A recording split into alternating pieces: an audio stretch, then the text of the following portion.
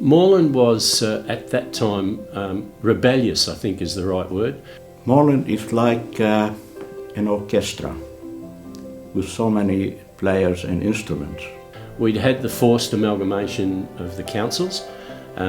We in Moreland stood for democracy. Under the Kennett government, lots of school was sold, and the Hoffman's brickworks as well. We said they're our citizens, they have a place in the democratic role of council, and they are not customers and they are not clients. They're the lifeblood of the city of Moreland. Moreland at that time used to be called the capital of the textile of Victoria, if even not in Australia. I think that local government had been run on the theory of roads, rates and rubbish. But our community was different. Our community wanted to have a say in much more than that. Moreland was a leader and still a leader of making changes. We were the first council to raise the Aboriginal flag, certainly in Victoria, if not Australia, and apologise. It was obviously diverse because Fawkner, Glenroy, Brunswick, Coburg had different cultures, different histories, and the old councils before amalgamation were totally different. Our focus was at the beginning to put a foundation for the future council to come and feel comfortable with the decision they do make. It was a very hard job for us to try and make everybody feel as one. Because it was a new city, after the 2.5 years of commissioners, there was a chance to rewrite some of the rules. At the time, the state government was pushing for high density, and it was always not in my backyard. We were beginning to see a changeover from the industrial Moreland into a more residentially based one, more multi-unit developments, higher, bigger buildings, but a real, disappearing of the factories that were dominating Brunswick and Coburg at that time. And we wanted to talk a fair bit about race, and we wanted to talk about the Republic, which were two key issues in that year. Both were important to what Moreland was then, and I think what it is today. We put some money aside and we developed a portfolio for women, which is still going. The opening of the Coonahan Gallery the year I was mayor was a really exciting thing for the arts community. 500 people along for the opening. While I was mayor, we had the unfortunate incident in New York with the September 11, and that led to a lot of debate in Australia and across the world over who was to blame. And we wanted to reach people because we speak so many different languages, so many different nationalities. So that was another issue we had to look at.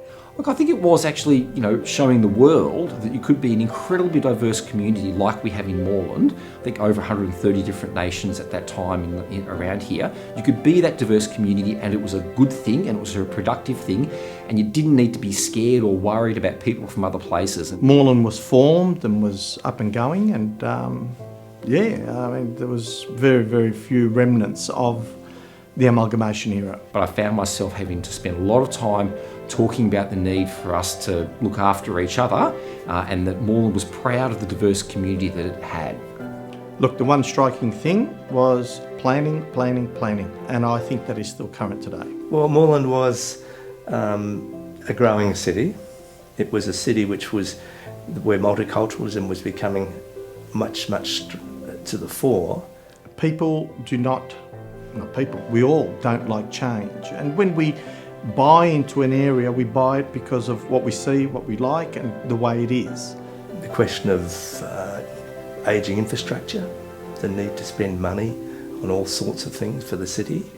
Open space, I don't think you can get enough of. And once it's gone, you can never claim it back. When I came into council, the amount of money which is allocated for infrastructure was about less than $2 million a year. Now it's well over 20 million. Well, I think the main issue was all about the Coburg initiative. This is an incredibly cultural city. The city of Brunswick itself has more performers than any other place in Australia. Number one. The subdivision of land within Moreland has been around for probably 20 years. But this was a little bit more. Council was looking at closing down its own Meals on Wheels service and going to a regional kitchen in Altona. With people coming from other countries where they didn't have the level of services that we provide in Australia, I think probably the most beneficial would have been the maternal and child health. We weren't happy with that. I thought this was one of the core things that council should do. So we made a decision as a council to maintain our service and continue delivering a hot meal to our residents every day. And one thing about Moreland is the public is very vocal. If they're not happy about something, they'll let you know about it. And I think that's a good thing. Moreland's a place that's passionate about the environment, passionate about bike lanes, passionate about the infrastructure that's delivered. Banning smoking in playgrounds in 2009. We were one of the first councils to do that. The general public want to see a clean city. They want to see a council that's responsive, a city that's harmonious, and a city that's very, very diverse and tolerant. With the passing of Jill Maher, the community responded with compassion, empathy, and a quiet rage. And I think that that for me was incredibly powerful. But I think the biggest issues were around domestic violence. Community safety was an interesting one because it did have different points of view. Even the rollout of CCTV was not uniformly endorsed. And our council meetings I remember some of those meetings we had down at Brunswick Town Hall where we had hundreds of people that were so passionate about bluestone laneways, to people that have got issues with racism. So many community groups that simply do good. I think it probably would be the East Westland campaign. Look, I became a councillor because I genuinely wanted to do the right thing. I feel very patriotic about this city. I thought we couldn't stop this project. It was such a state significant project. The Wilson Avenue Park in particular, because that was Moreland's #1 crime hotspot, we did a pop-up park as a trial before we decided to close off the road and create a new park permanently. Having the community really engaged and really involved and running a strong community campaign started making me think, well, maybe we can. Police in Moreland actually told us that the level of crime reported in that precinct decreased.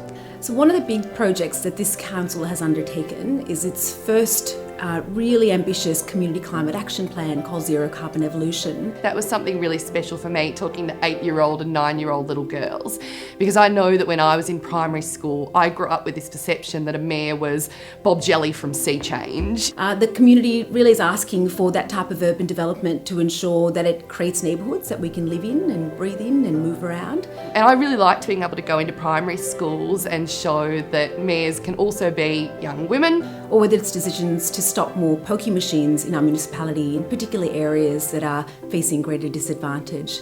Those are the times when you really know this is why I do it.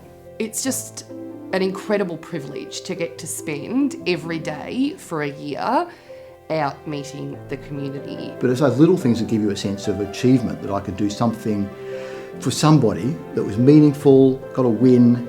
I rang you or I wrote you a letter and you fixed my footpath. For me, even if I helped one person like that, I'm happy. You sort of look at it and you say, wow, this is done. That's tick, and you say that this is great. To come up with a solution and to find the money for it. And sometimes it just doesn't happen. But when it does, you really get the satisfaction. Moreland is grit with love.